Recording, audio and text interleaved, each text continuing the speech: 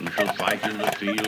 Mit der Akzeptanz der C'est pas parce que les vier Britanniques Grundfreiheiten und dazu gehört ont auch décidé die de sortir qu'ils ne doivent pas Freizügigkeit être der associés à ce Personen. processus. Brexit means Brexit.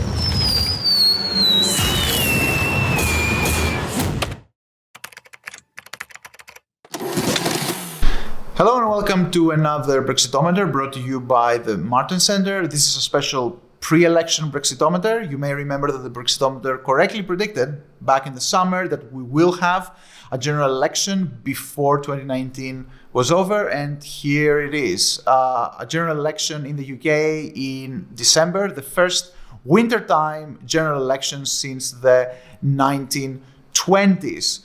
This election, of course, is going to be very consequential for Brexit, but you shouldn't think that Brexit is all that people are talking about.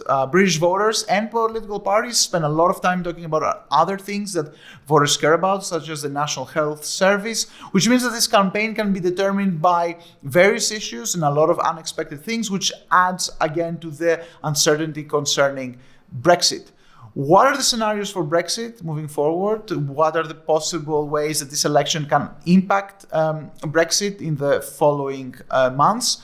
This is an election that takes place in the middle of a dark British winter, but will it produce any sunlight for Brexit? The Brexitometer is here to provide you with all the answers. Let's go find out.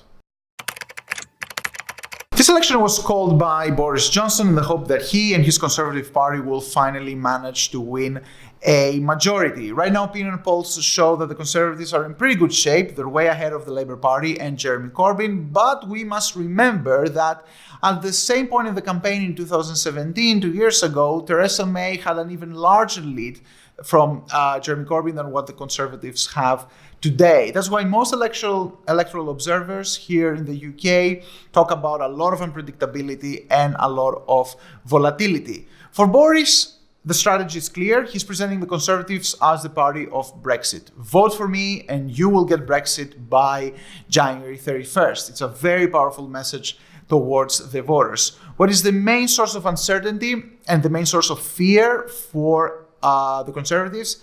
It is yet again Nigel Farage and his Brexit party. For Boris, the strategy is that by promising Brexit, he will manage to win seats in Northern England, seats that have traditionally been Labour, but they are also pro-Brexit. The problem is that Nigel Farage has insisted that he will also run candidates in Labour-held seats in the north of England, which means that he can potentially deprive valuable votes of the Tories, deprive them of seats, and therefore deprive them of their majority. The problem for Boris is that there are quite a few people in the UK who consider even Boris and even the Conservatives and even the deal that Boris signed as not Brexit enough. For them, the only good Brexit is a clean Brexit, which is the one that Farage promises. Will Boris manage to convince these people that he's the only realistic way, the only realistic option they have to get Brexit by January the 31st? If he does, he will get his majority. If he doesn't, Nigel Farage will become yet again the person who determines the fate of yet another Conservative leader. We'll just have to wait and see. Majority or no majority, Boris Johnson will remain a very complicated partner to the EU. Let's check the different scenarios. Right now, it seems that the Conservatives are well ahead. Boris will probably remain prime minister, either leading a majority government or a minority government. What do these two scenarios mean for Brexit? In case of a minority government, it is pretty clear that we're entering again a period of uncertainty and volatility about Brexit. With a minority government, it's uncertain that Boris will have yet again the votes to ratify his Brexit agreement, meaning that the UK will most probably miss yet again another deadline, this time January 31st. It means that the UK will probably request another extension, yet more uncertainty for the EU. That probably means you might think that actually Boris winning a majority is good for the EU, right? It actually is if the EU wants to have a quick resolution of Brexit finally by January 31st, 2020. If Boris gets a majority, he gets to pass his agreement through Parliament. Therefore, the UK finally leaves officially on January 31st. And that's when you get Brexit, right? Actually, it's a bit more complicated than that. Because after the UK's exit, we're entering into a transition period where the two sides will have to agree on their future relationship. And this transition period only lasts until the end of 2020. In other words, the UK and the EU will only have 11 months to agree on a new complicated trade agreement that most experts agree under normal circumstances would take anything between 5 to 7 years.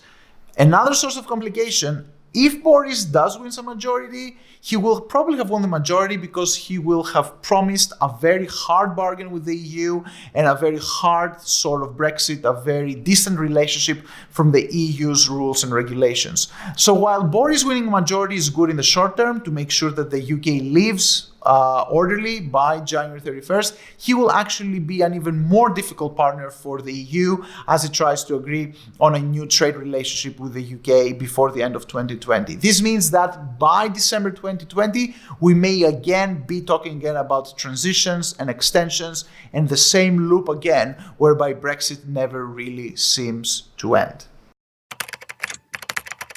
But enough with Boris and the Conservatives. Clearly, Boris is the favorite, but the moment he doesn't win a majority, all kinds of other possibilities come into play. What if the pro-European pact that the Lib Dems, the Welsh Nationalists and the Green Party agreed to support each other in 100 constituencies actually does pay dividends and they do quite well? What if the Scottish Nationalist Party does extremely well in Scotland, as they expect, because Boris is very unpopular in Scotland? And what if, finally, Jeremy Corbyn and the Labour Party get their act together and they perform much better than what opinion polls show them now, repeating the surprise of 2017? In other words, what are the prospects of an anti-conservative coalition emerging out of a parliament where the Conservatives don't have a majority? That would be the pro-European outcome, right? Actually, again, that would be an outcome that will have lots of complications for Brexit. First, even though all these parties hate the Conservatives, it doesn't mean that they agree with each other on what they want from Brexit. The Lib Dems, for example, want to stop Brexit altogether. Labour, on the other hand, especially Corbyn, has asked that he will renegotiate Boris's agreement and then put it to a referendum. Could these parties agree on a common governing program on Brexit in order to form an alternative coalition?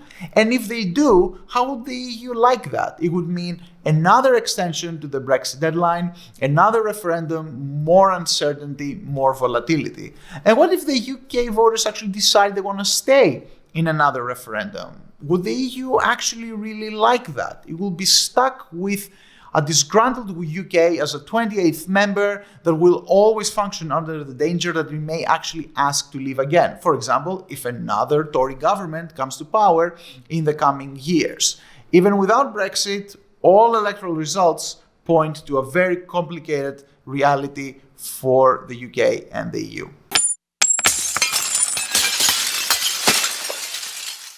So that was the pre-election Brexitometer, the great preview of the 2019 general election. This is the fifth major electoral contest in the UK in 6 years, starting with the 2014 Scotland referendum, the 2016 EU referendum, and 3 general elections, 2015, 2017, and 2019. The British people are, of course, understandably sick and tired of voting all the time, but on the other hand, they just don't really seem to be able to make up their mind about who it is that they want to be governed by and what exactly do they want from Brexit and the EU. The Brexitometer will be here with a major Christmas post-election special to analyze all the results and what they mean. What do they mean for Brexit?